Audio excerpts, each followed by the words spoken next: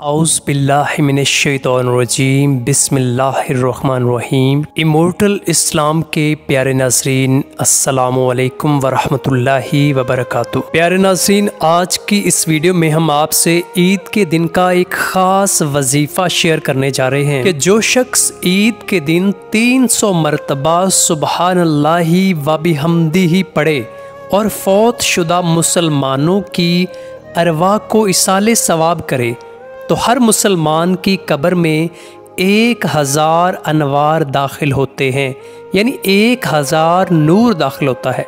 और जब वो पढ़ने वाला खुद मरेगा तो अल्लाह पाक उसकी कब्र में भी 1000 अनवार दाखिल फरमाएगा। तो ईद के दिनों में हमें अपने मरहूमैन के लिए इसाले सवाब के लिए ख़ास तौर पर एहतमाम करना चाहिए। आपकी फैमिली को मेरी तरफ से ईद उल अज़हा यानी ईद कुर्बान बहुत बहुत मुबारक हो।